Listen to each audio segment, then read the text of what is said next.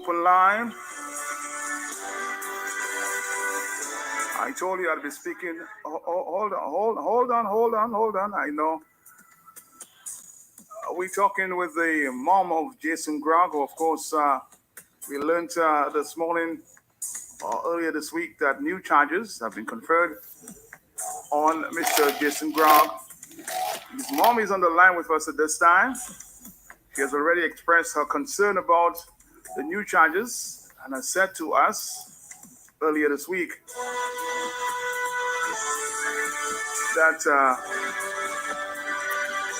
Dominica may be infringing on his constitutional rights.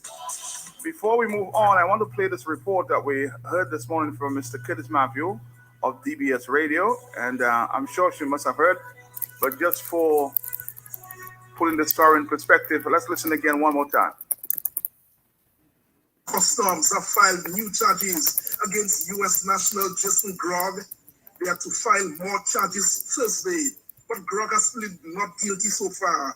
Two of the charges read to Jason Grogg on Tuesday included false declaration he made to Customs at Woodbridge Bay Port in 2021. Customs alleges that Grogg made a false declaration in relation to a Toyota truck, ammunition, 2 body armor vests, 4 rifle magazines that were undeclared among other items. Director of Public Prosecutions, Sherma Del Rumpel, objected to bail, claiming that the accused is a flight risk and he was intercepted at Douglas Charles Airport last week. Del Rumpel told the court the state opposes bail because the charges are serious considering the penalty clauses. She said if found guilty on one of the charges, he could be fined $100,000 or imprisonment for 5 years. She says it is in the public's interest not to grant bail. However, defense counsel Ghislaine Prevost said her client has been in police custody for several days now, and although he was taken into custody at Douglas Charles Airport by Customs, he was leaving the state legally to report to the U.S. Embassy in Barbados. She said it is in the public's interest to grant bail so that justice can be seen to have taken place. She said his family, including wife and children, are all in Dominica. She also said the issue of flight risk can no longer stand as a ground to deny bail. She added it would be an abuse of process not to grant her client bail. She said Grogg was already charged by the police and paid a fine of $25,000 on ammunition and firearm related offenses before Customs imposed new charges. Grogg was remanded to Stockton Prison until next week Tuesday. New charges will be read to him Thursday. The magistrate will then decide whether or not to grant bail. All right, this morning we have on the line with us via WhatsApp the mother of Jason Grogg, now in custody, remanded at the Stockton prison. Good morning, ma'am. How are you doing this morning? We're doing well. You're doing well. What do you think, or what do you make of the new charges against your son, Mr. Grogg? Well, according to Jason's lawyer, he will be pleading not guilty. He would be pleading not guilty. And you, based on your interaction with Jason, do you think he is not guilty of the new charges? Absolutely, he is not guilty. Absolutely, is not guilty. No. What do you think it's an abuse of power here? Absolutely, I think there's been abuse of power. Why would you say that?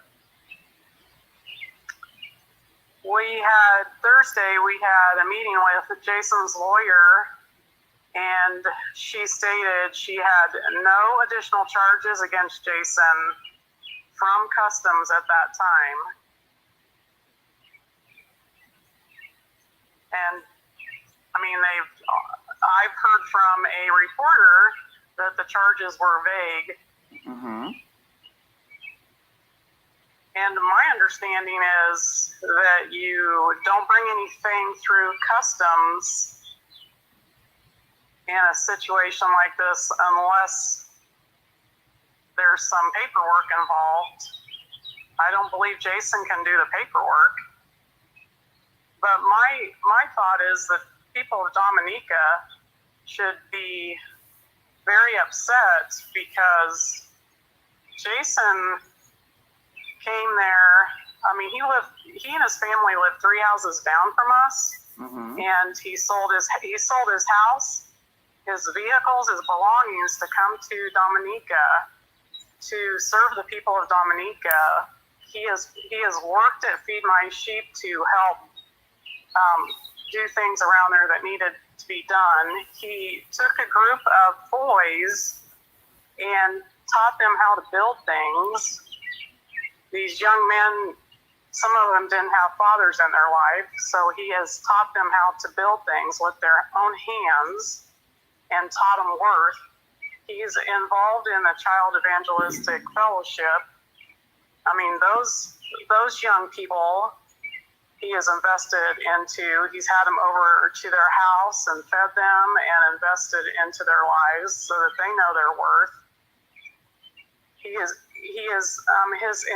character and integrity are top notch. I've heard this from numerous people in Dominica. They have told me over and over that what is happening is not normal. I've heard this not just from people in Dominica, from news reporters, lawyers, that the abuse of power, that this is not normal. The channels that this has gone through has not been normal. So, I mean, what do you have to say? What do the people of Dominica have to say?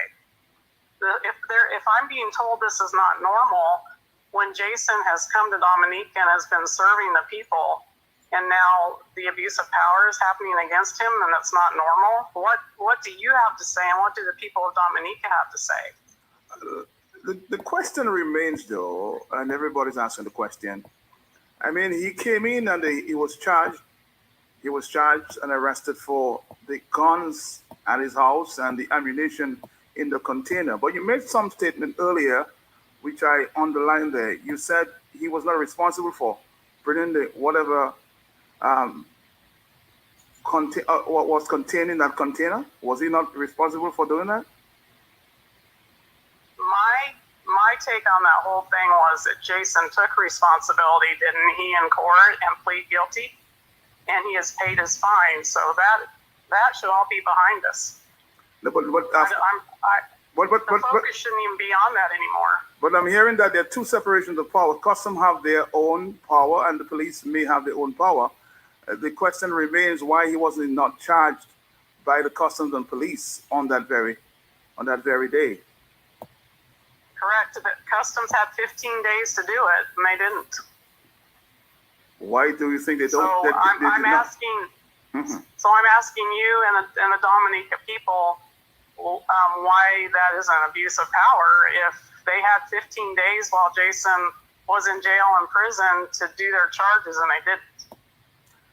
He had an appointment with the U.S. Embassy sometime last week when he was picked up by customs. Do you know what he was going to do in Barbados? Because he's now the prosecution, DPP, says he's a flight risk. Do you think he's a flight risk? He is not a flight risk. His family is in Dominica. They have no intention on leaving. So he is not a flight risk. And to use that as an excuse is not acceptable. I'm hearing that the U.S. Embassy is from legal, some sources close to the legal team, that the U.S. is paying close attention. Why do you think they're paying so much attention to this case with Jason Grogg? Because things haven't been presented normally. I've heard that time and time again, that the charges and how they were done and his illegal arrest on Thursday by customs is not normal. I've heard that since this whole thing with Jason has started, that the whole proceedings and how they were done has not been normal. I've heard that from journalists. I've heard that from news people. I've heard that from lawyers. I've heard that from the people of Dominica. the question remains. I've asked you that question before. Why would he come to Dominica with guns? Of course, we heard that police got guns in his possession and ammunition in that container. What was that intention about? Jason's intentions were not, they weren't bad at all. That's a question you need to ask Jason. He accepted responsibility for that mistake and has paid his fine and was free.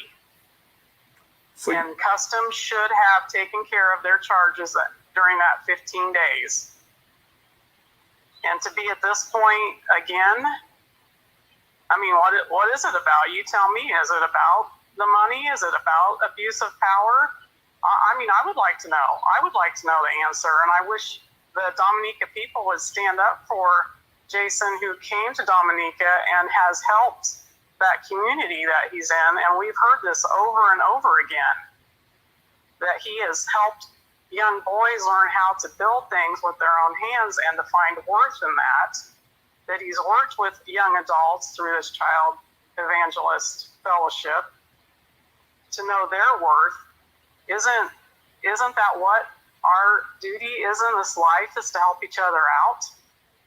So why isn't that being told? Why has it all been negative and illegally done and things not normally done the way they usually are in Dominica against Jason? Everything has been abnormally done. have you spoken at all? Have you spoken at all with Feed My Ship, that organization there, which Jason volunteered to work with for almost a year now?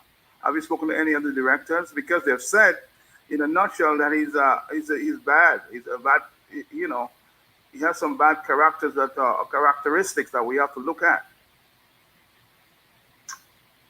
Well, I wonder why they are saying that.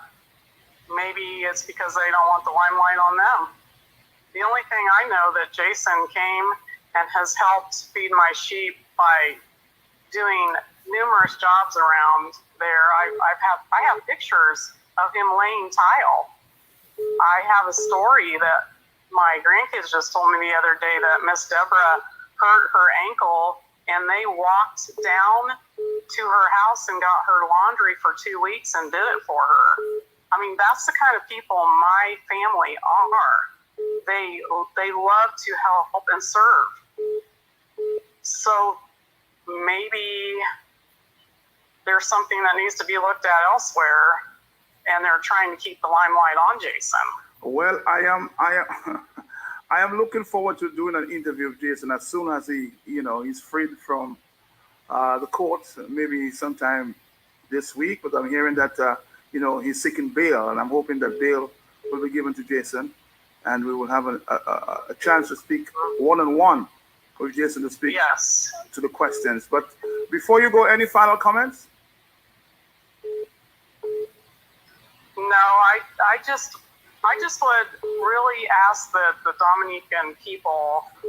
I mean, I've seen the heart of Dominica, and it's the people, and it's you guys that have let us talk, and you're the ones that telling us and his family that things aren't happening normally.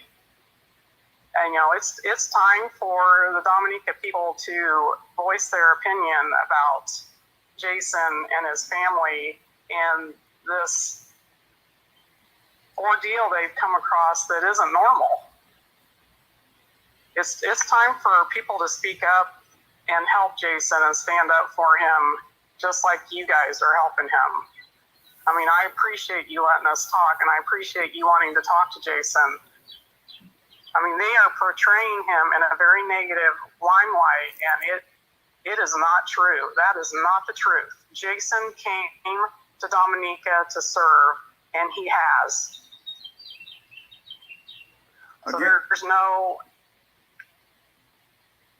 I'm just asking that.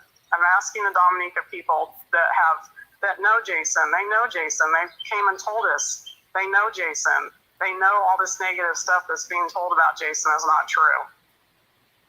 Well, as you said, maybe the light should shine on somebody else. Well, sometimes in life, I think that's what happens. They want, certain people want the limelight off of them, so they put it on somebody else. I mean, honestly, I didn't know you could get anything through customs without somebody's help. I mean, can you?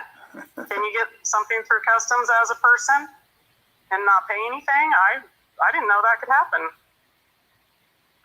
Interesting question. I'm sure we'll get the answer to, but not from my knowledge. I would appreciate if the Dominica people would start standing up for Jason, because all this has not been normal, and they continue to put him in a negative limelight, and that needs to be taken off him.